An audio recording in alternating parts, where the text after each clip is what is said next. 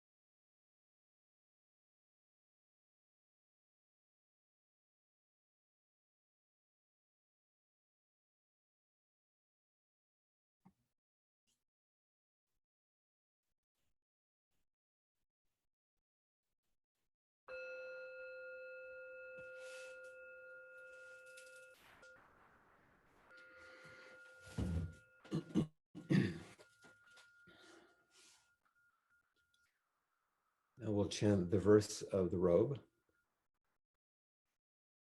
Vast is the robe of liberation, a formless field of benefaction. Wearing the universal teaching, I realize the one true nature, thus harmonizing all being. Vast is the robe of liberation, a formless field of benefaction. Wearing the universal teaching, I realize the one true nature, thus harmonizing all being. Vast is the robe of liberation, a formless field of benefaction. Wearing the universal teaching, I realize the one true nature, thus harmonizing all being.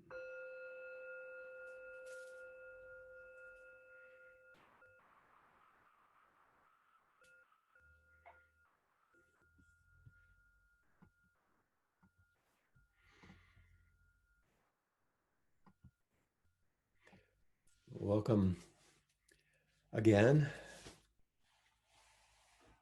I wanted to say just a few things, given that we have been engaged in these online inquiries for a few months now. And we have a number of people who have attended inquiry in person at Appamada for years, really. Others who have engaged the process during retreats, either in Austin or Madison or in the UK or one of the other settings in which we've had more intensive retreats. And so those folks are quite familiar with the kind of form of teaching and the process that we go through. I'm realizing there are also quite a few people who are new to this, relatively new. In fact, the online version is maybe the only thing that they've ever attended in terms of the inquiry process. And so a couple of things are important to mention given those realities.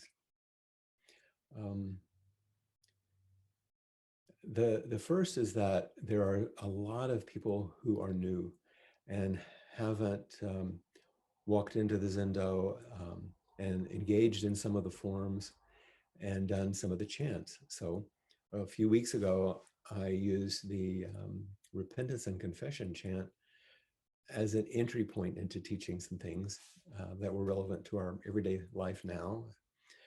Last week, I included the 4 practice principles. And I've gotten a lot of feedback from people from all over that said, this is very helpful because we're not familiar with these chants. And it helps us understand what they're for and what they mean and what the teachings are.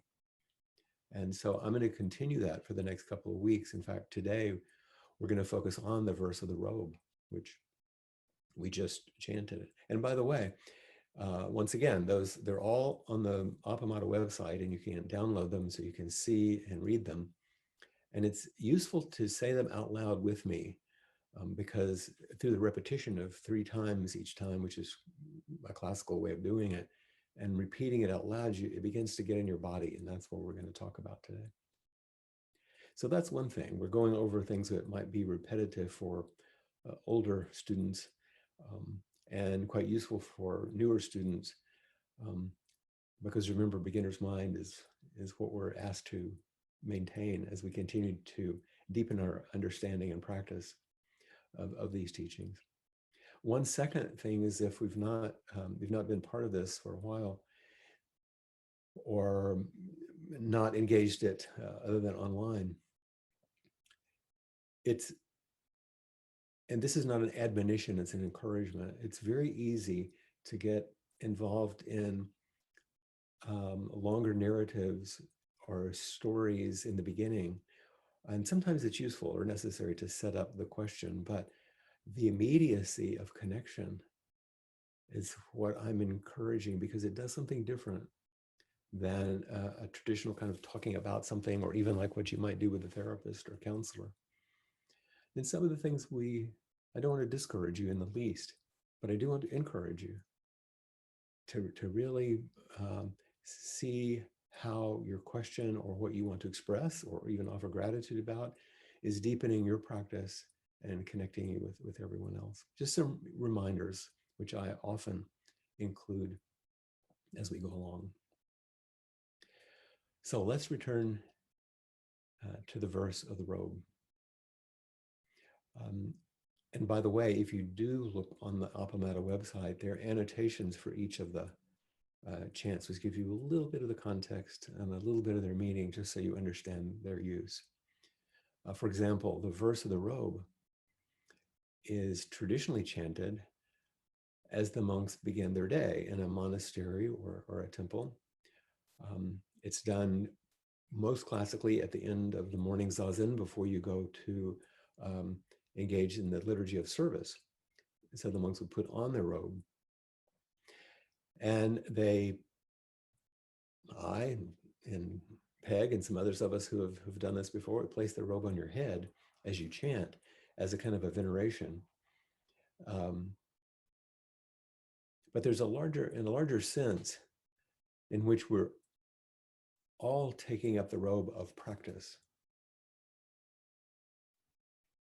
of this tradition or this way, which is going to unfold before us as this great mystery. And even as we unfold the robe and put it on, the okesa, and you don't need to understand all the Japanese things, the okesa is the larger patchwork robe that you see in Asian monastics. And we sew these as when we're ordained as priests in the Zen tradition. But there's a smaller version called the rakusu, which looks like a bib-like thing. I'll show you in just a moment, which is also used and also folded. In fact, it's also something that is sewn, and even the process of sewing is a deep and profound practice. So there's a way in which this verse is inviting us in the very beginning, right in the beginning of practice, and it's why we do it in the beginning of inquiry, to remind us that true spiritual freedom is boundless, immeasurable, and profound. It's also a force field for the benefit of all that live. It's the ground of unconditioned good. And we wrap ourselves in the teachings of the Buddha, a luminous expression of who we truly are. And in this way, we realize our intimate connection with all existence, an unbroken field of life, or what the Tibetan teacher Longchenpa called the creative intelligence of the universe. True spiritual freedom is boundless, immeasurable, and profound, not personal and merely helpful and consoling. It's boundless, immeasurable, and profound. And it sets up this field of energy which benefits the entire world, calling up our unconditional, the ground of our being, which is unconditioned good. And when we wrap ourselves in these teachings, which are of the Buddha, and Buddha is just a luminous expression of our own true nature, then we realize our intimate connection with everything and everyone. In the traditional Japanese temples that I trained in and Peg trained in and others, the verse is actually said in Japanese. The way I learned it, twice in Japanese, once in English, and the English translation is different than the one that we chant. And I'll say something about that in just a moment. Well, actually now in a way. The version that we chant at Appamada comes from Joko Beck and Ordinary Mind School. And the classical translation, which I'll mention here, was taken, and she, Joko and Alan Capro, who's a poet and performance artist, collaborated to develop this beautiful, poetic, inspiring, and accessible version. Here's more what it looks like in a traditional way in the morning. So if you will allow me for a moment. Uh, the rakusu is in a little uh, envelope, and the monks will put it on their head. It seems a little strange, maybe to some people. And then here's the Japanese. Daisai gira puku muso fuku dene imu nyorai ko koro shoshujo. Do that twice. Then the English translation. Great robe of liberation, field far beyond form and emptiness, wearing the Tathagata's teaching, saving all beings. And because the Japanese is chanted in that monosyllabic way, the English translation was taken and done in the same way, not just repeated or said, but actually kind of chanted. Then the rakusu is put on, which is a patchwork of fabric, like the patchwork monks. That's a whole nother talk we can go into at another time. But here's really what I'd like you to understand. And I'll tell you a little story. Some of you know the biography of Suzuki Roshi was written by a longtime early student, David Chadwick. And when David, about 1995, when he was doing interviews with Suzuki Roshi's original students, one of them being Mel Weitzman, Sojin Mel Weitzman, who's now in his 90s and abbot at the Berkeley Zen Center. They were discussing these early memories. And Mel said to David about Suzuki Roshi, he said, just the way he stood up and sat down, his body language was his greatest teaching. Also his subtle way of teaching. At Sokoji, which was the original temple for the Japanese community in San Francisco before the Zen Center was formed for Americans, Mel said, we used to do the Robe chant in Japanese, like I just did for you. I didn't even know what it was called then. So I went to him and said, what is the meaning of that chant that we do right after Zazen? And Suzuki Roshi said, I don't know. And Mel said he stood there, and Katagiri Roshi, who was another young teacher from Japan and ultimately became a well-known teacher in the United States, I stood there and Katagiri Roshi was in the office with us. Katagiri was trying to think about it, and he started looking through the drawers, looking for some kind of translation. And Suzuki Roshi gestured him not to do that. And then Mel says, Suzuki Roshi pointed to his heart and said, it's love. It's love.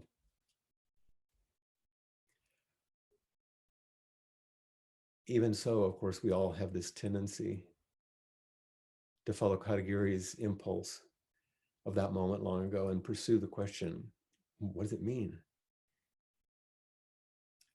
We all kind of, look through our own series of drawers and to find something. And you might be surprised to think, well, all those syllables just can't mean love. So we study and interpret and translate and apply our understanding of the doctrine of the stories of our lineage and arrive at phrases that convey both the subtle heart and the literal meaning.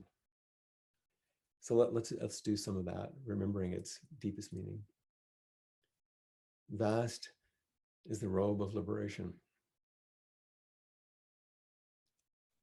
I often say, if you really take that first line on its own, vast is the robe of liberation.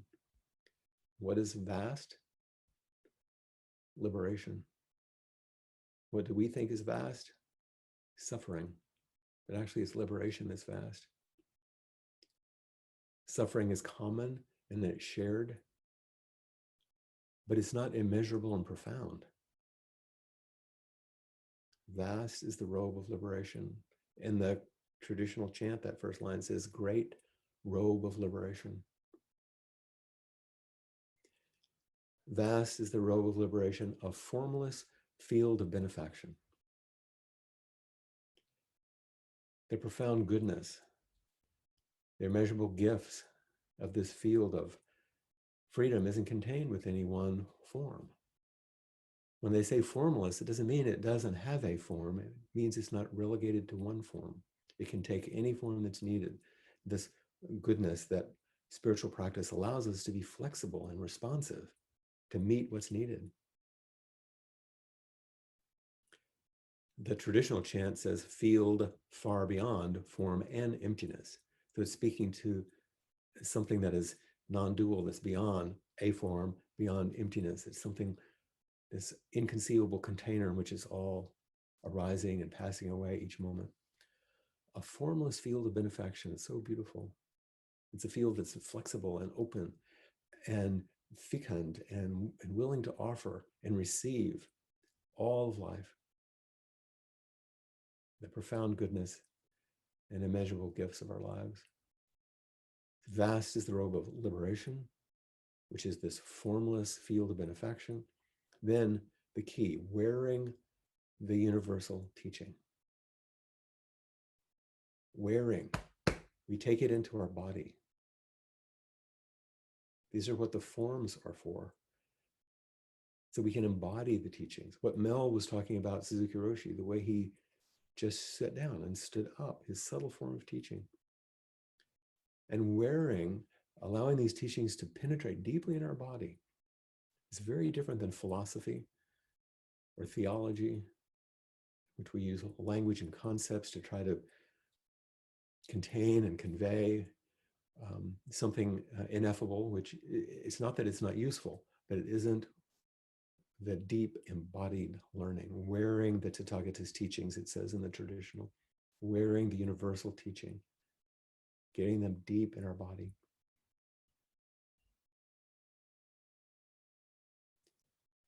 Then the last line, last two lines, I realize the one true nature, thus harmonizing all being.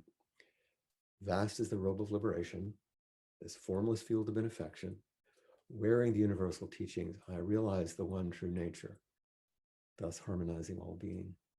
As the teachings penetrate our body, our heart, our mind, our relationships, as the Dharma becomes manifest in our life, as our body, then we realize something true, that our expression, our very life is that of the same of the Buddha, not an ancient person, but wakefulness is what's coming through us.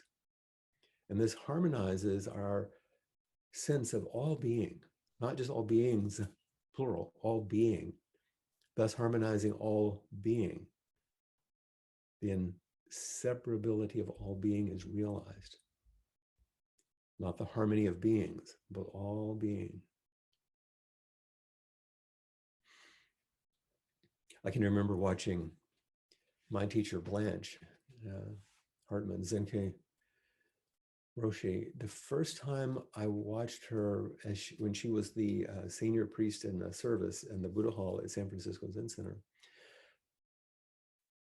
standing, making an incense offering, coming to the back of the bowing mat, taking her bowing cloth, and some of you haven't seen this before, but it's a beautiful thing that's draped over your arm. You don't see it in the sleeves. Putting it out on the bowing mat, doing her bows while we chanted the morning service. That day, I could feel the energy flowing through her body toward the altar and up and out into the universe. I was mesmerized by what I was seeing, about the way that she used her body. The simple precision, the dignity, and the ordinariness of it, her devotion to the robe and to the bowing cloth, the way she bowed. I'd never seen anything like it before. And that day I wanted to enter that place and allow that energy to flow through me. And that began my devotion to practice as well.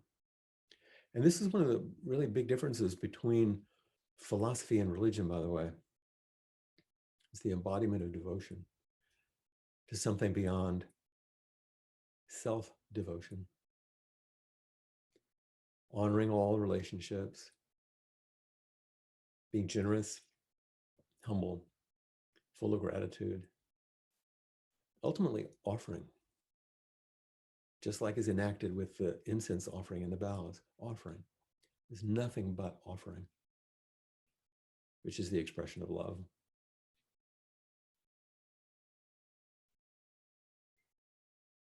So this is a little bit about the Robe chant, and you don't have to have one of these or even worry about these ancient things. They have meaning for those of us who have a devotional practice, but they're not required. What is required, if you want to taste that the form of liberation which is being invited, and feel some sort of a devotion to something beyond yourself, then this practice will offer you that.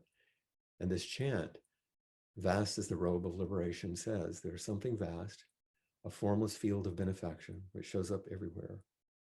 Wearing the universal teaching, if you engage the forms and the practices in your body, you can realize the one true nature that you are an expression of, and that will harmonize the way in which you move in life. So this is altogether a beautiful way for us to begin. And like I've done through these talks recently, I also want to connect it to what's happening in our everyday lives right now, since there's such a powerful and compelling concern moving through everything these days. And I'm going to make a point which I hope doesn't disparage the chant. I'm going to this isn't a derivation of the chant. It's using the chant to inspire another piece of teaching. So here's the question. If you want to wear something that is an expression of your vow to save all beings, if you want to wear something which is an embodiment of generosity, intimacy, and relationship with all beings, if you want to wear something which is a gesture of gratitude and is a great selfless offering, wear a mask. Allow the energy of love to flow through you toward all beings and out into the universe by the simple act of wearing a mask.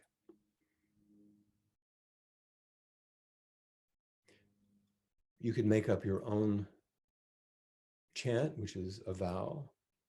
This is a really simple one that just came to me. Great, simple mask of protection. A love far beyond mere wearing of a mask, expressing universal kindness and care, saving all beings.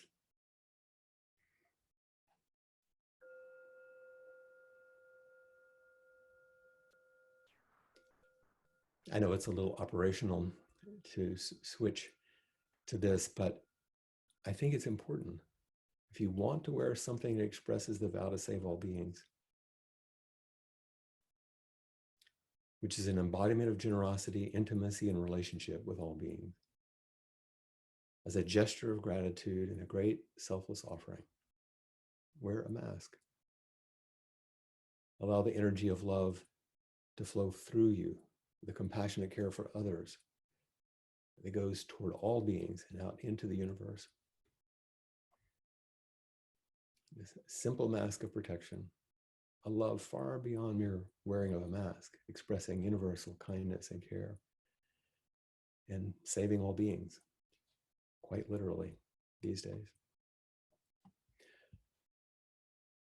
So I hope that this a little bit of history and explanation isn't just a reflection on a chant, but is a teaching that you understand our practice more deeply and more fully, and why we would engage such a chant, and even how it can be understood as something that invites wholesome actions in the contemporary world that will make a difference to all of us. So please raise your hand and come forward with whatever questions or concerns you might have, things that we can meet about. I welcome whatever you'd like to bring. Lizzie, Hello. I am so glad to see you.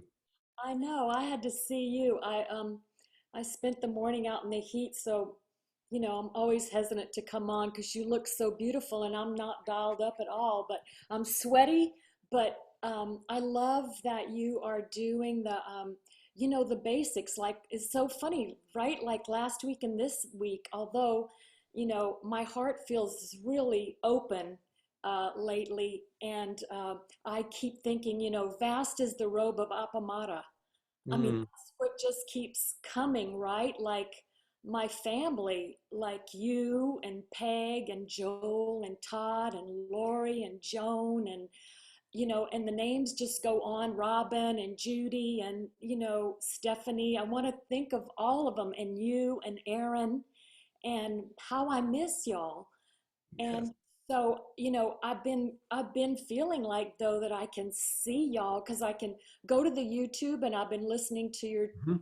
listen to the talks that I miss and the same with Peg's Dharma talks. And I just kind of feel like I wanted to say that fast as the robe of Apamata.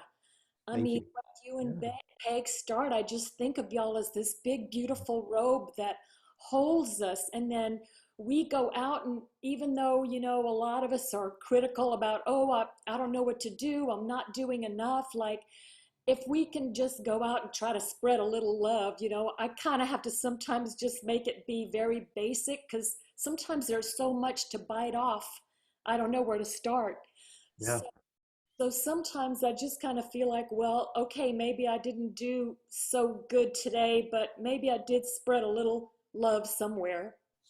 I think that's probably a nice vow to have. And if you, I like your word, vast is the robe of Appamada, because if you translate Appamada into what we usually use, which vast is the container of mindful, diligent care. Hmm. And if you look, I think on the screen, the Japanese symbol is there, right? Yes, I see You see that. it? Okay. See the roof? Yes. So that's the protection. And what's under it is the heart and mind. Oh, wow. Yeah, It's I did. protected from, uh, that's Appamada has a protective quality Okay. and takes care of us. I love it. And you It's can feel it. And when you call on the ancestors, which are really just your friends, all those who have helped you practice and those that you have helped by your practice, you're providing that protection for everyone's heart and mind. Well, I especially love the part of the story where you said, "What does that mean?" And he said, "I don't know." And I love that it's okay to say, I don't know. Mhm. I think it's so freeing. Or like when you said, you don't need one of these little things, like, and this is one of the things that just attracted me to y'all in the first place is, yes, there are forms, and yes, we work really hard to try to Mhm. to be true to the form, to try to have some amount of devotion. But there's this other side where you are just like, hey, you are who you are and you're wonderful. And it helps us try to love ourselves more. And for me, that's the hardest thing to do is to love myself more. So what's funny is I was thinking about how is it at times where your heart is just open and you don't know why? And I do think it sometimes is somewhat related to what am I putting in it, but Mhm. sometimes it just opens, I don't know why. And But there's the don't know again. yeah, And that's but why offering ourselves to the forms, to the practice, to each other, even though we don't know why or how, right, that's really the basis of faith. yeah. And something does happen. Hmm. And that energy can flow, as I spoke about. And I wanted to enter that field, which you're saying, you know what it's like to enter that field of flow, which becomes the formless field of benefaction. Hmm. And I'm listening right now to my grandmother's hands. Hmm. It is so interesting that talking about the trauma that the history of the traumas that we all hold, no matter our race, or anything like that, the traumas that we hold. And it's been very interesting to listen to. And by listening to it, it's like on some kind of a strange level, it's like I'm thinking, yeah, you know, I have trauma. I have trauma too, and I didn't even know it. It started like way, sometimes it's like when the trauma's too close, you can't figure it out because you're whatever in a spin about it. But when you take the trauma and you spread it back all over those Mhm. years before, it makes you feel like, yeah, we all have it. And then by acknowledging that, yeah, there's trauma in there, something feels like it kind of opens up. Like today, I was thinking, oh, Flint's going to think this is weird, but I was like, my heart feels open, but my stomach does too.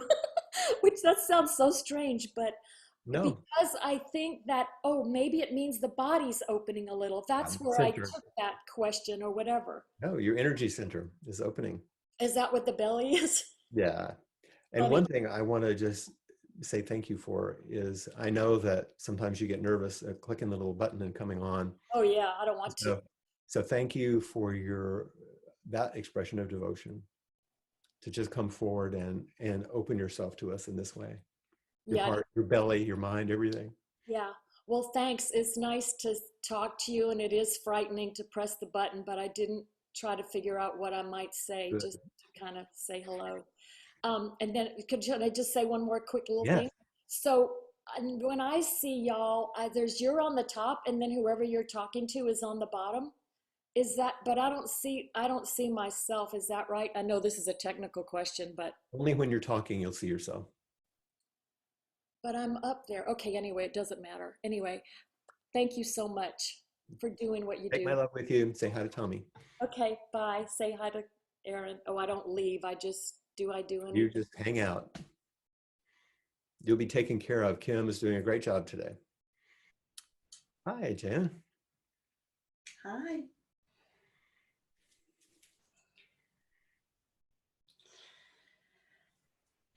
I've been tuning in pretty much each week Yeah.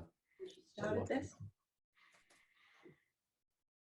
And today, I don't know, I just felt called forward to come and speak. Mhm. I've been watching everybody else step forward, noticing my reticence. Mhm. And today, something just moved that I felt today's the day. Mhm.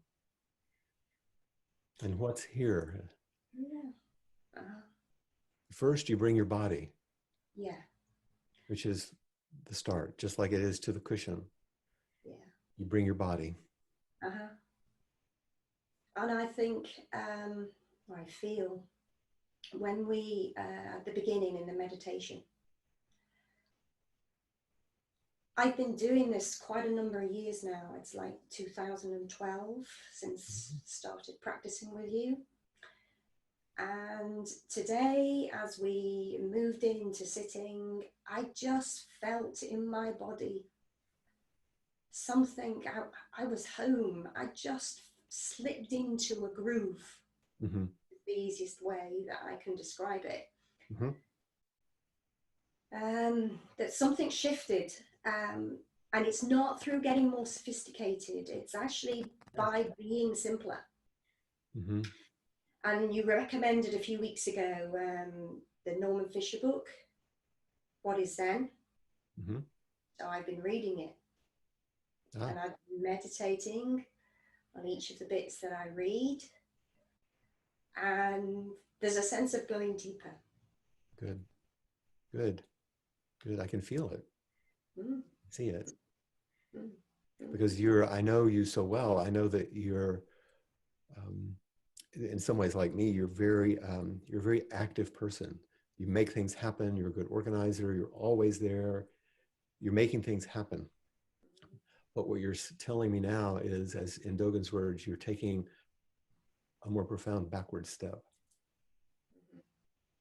and letting yourself rest deeper into something, which is not the habitual way, but offers you something that is more vast, inconceivable, as Liz said, unknowable, and yet realizable. Uh-huh, uh-huh. I feel it in my body. There's something is Yeah, palpably different. right, right, Felt cloaked in this liberation and right. this And let that inform you instead of you trying to figure it out. yeah, It's about feeling it. And I really feel that it will be helpful to, when I put my mask on and I go outside, to feel that I'm enacting that. You know, that's part of my suggestion, as well as an encouragement to wear masks, but to take it as you don't have to make it anything special or fancy in one way, but make it a sacred act. I'm putting this on to save all beings. I think it's lovely. Yeah. Because there is some reality in that. Absolutely. And yet, because you have this practice and because you make this offering through this chant of devotion, just use it as a mindful activity, just like a bow or sitting. You just look up into my mask and like, okay, this is my vow. Yeah, it's just part of our response to all types of the form. Noticing what's that resistance, and I think there has been some resistance about the mask. It's not comfortable. Right. I noticed my resistance to it. And our snakes in the bamboo tube, like I said last time, they feel the squirminess. Yeah.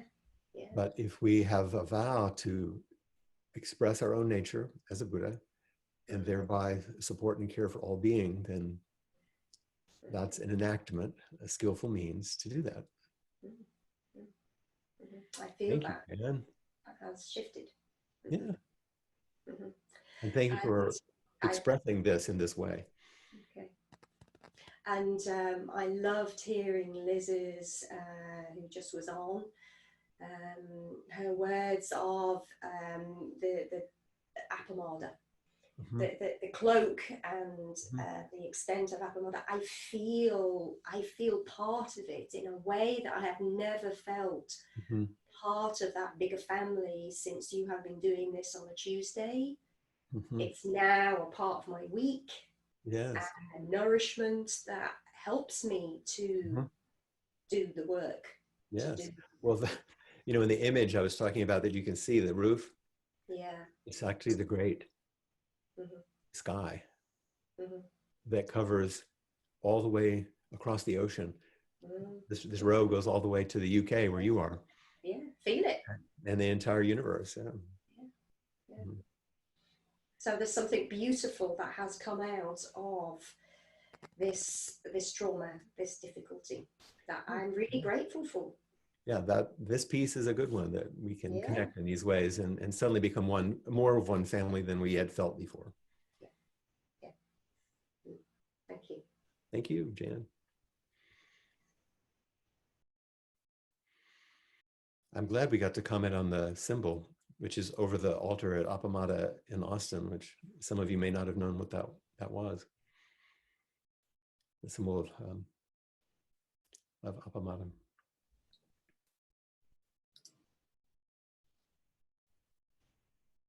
Hello, Georgia. Hi. I see you have your new business name on there now. Yeah, I do have it on there, don't I?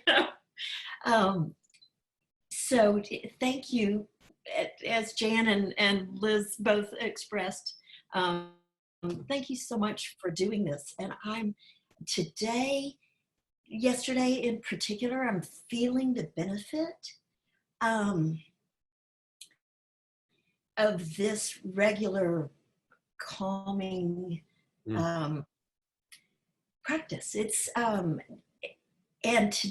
my question right now is with generosity. And I had an experience with my partner as we're discussing perhaps combining households and how to do it and what to pay, what to not pay, that kind of thing. I had made a suggestion and he responded with the suggestion that that perhaps he not pay anything if he moves into my home, because I already have these costs anyway, and that he thinks of, and that there will be other costs that he will bear and share, and that his notion is just to be generous and to not profit off of another, which by contrast meant that I was being ungenerous and was looking to profit. And I took all of that in. And you know, we discussed it and have discussed it some more. And the first, I was able to forgive myself for asking for what I thought was right, correct, fair, whatever.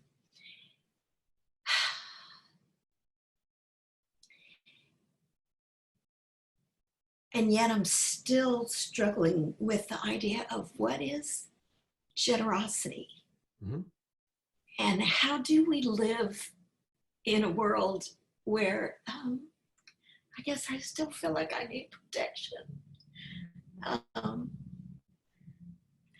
And Well, I know what's coming up in me is something that's a little to the side, but it speaks to what the feelings that are coming up. And tell me if I'm off, because I'm making a leap here, because I know you. Whatever you decide about the money, whatever you decide about balancing household responsibilities, one of the ways you might ask him if he's willing to be generous to you is to understand how powerful the pattern is in you of having to always be the one who takes care of everyone.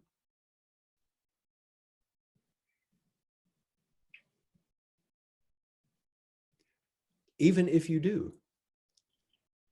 But for that to be understood, that pattern, the unconscious expectation that no matter what happened, you would pull the weight. I think he needs to understand the pattern. That would be a generosity to you for him to understand it, at least, no matter what the outcome. Does that make sense? It does. It does. Yeah. And yet I go beyond. Why can I not just give freely? And what does giving freely and being generous mean in an interpersonal relationship or in the world? That's a big question. You think I know the answer to that? It's what you're doing is the essence of generosity, which is offering yourself fully to this person and inviting him to offer himself fully to you, so that you can find out what generosity is. Not so there's not some model of it hidden over here that you're going to try to find and then map onto. There isn't. But the depth to which you're asking these questions, the place it goes into your heart, into your body, how it mixes with your patterns of the past, all of us, you two are going to find out what generosity means. There's not a specific right way that you're missing, Georgia. Because when this conversation comes up, you'll find your areas of stinginess, you'll find your areas of generosity, you'll find the ways that you protect and rescue other people, you'll find the ways that you feel resentful. All of it will come up.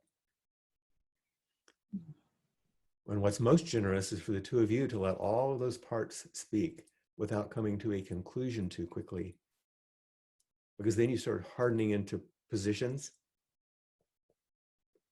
And the most generous thing is to keep saying, oh, this part of me wants to speak. This part of me wants to speak. Ask him. This, instead of saying, I'm this way and that's too small. But open up.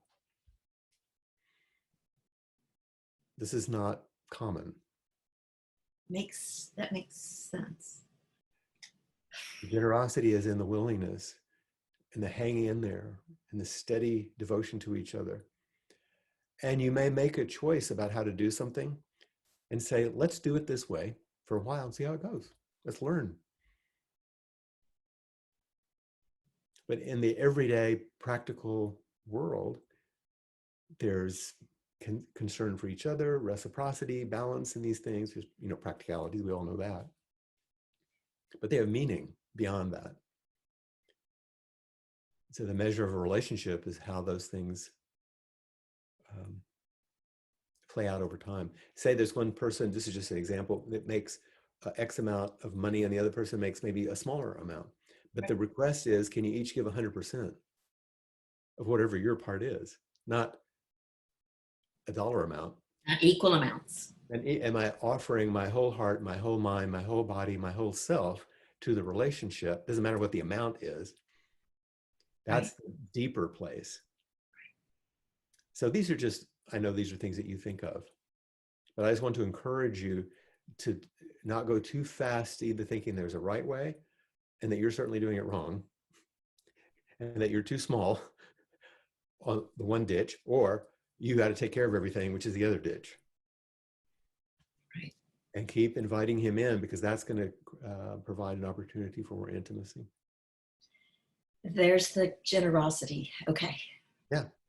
And then this is recorded, so you can always have him listen to it if you want. Good.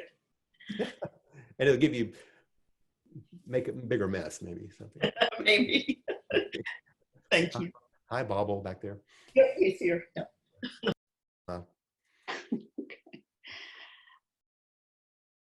I was deeply moved by what you said about the mask. I want to thank you for making it so much easier to wear a mask. I've been wearing it, but now it'll feel different.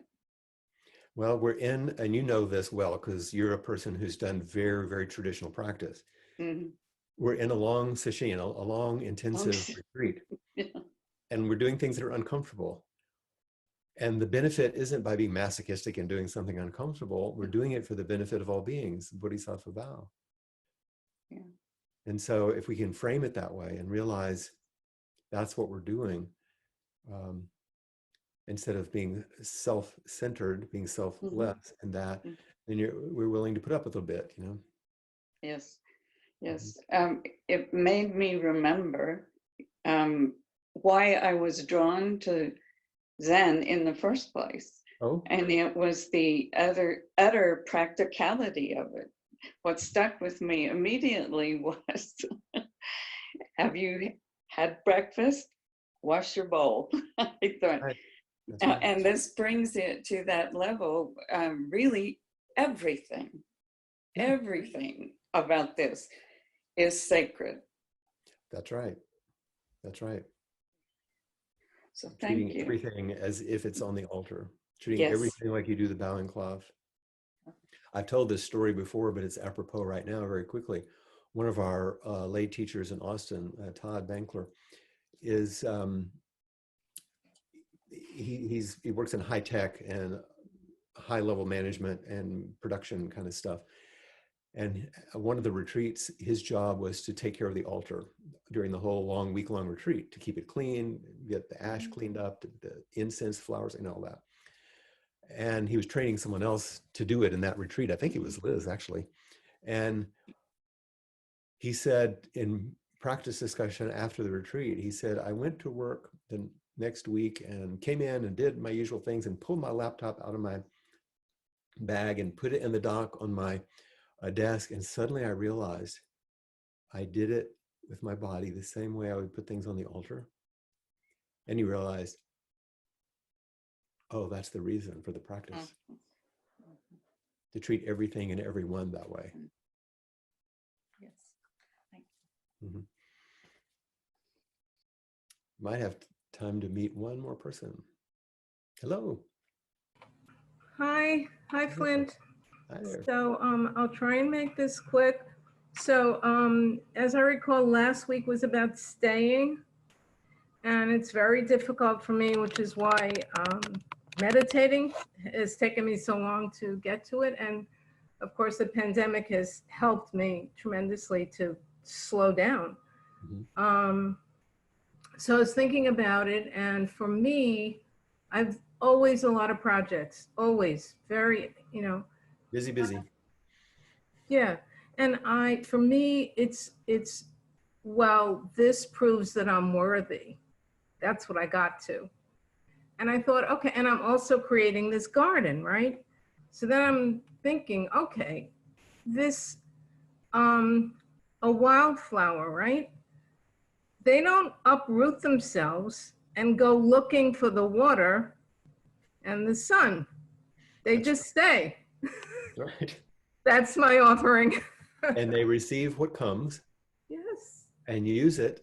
And if it doesn't, wonderful story and wonderful teaching. Thank you. Thank you. They also don't try, the little periwinkle doesn't try to be a geranium. It lets itself be what it is.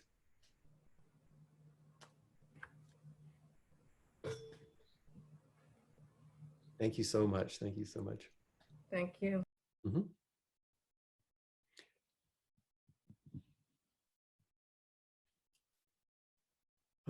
Let's together chant the 4 practice principles to complete our time together. And then Kim might have a final word. Thank you once again for your wholehearted participation and for your expression of embodied practice today. It's been beautiful.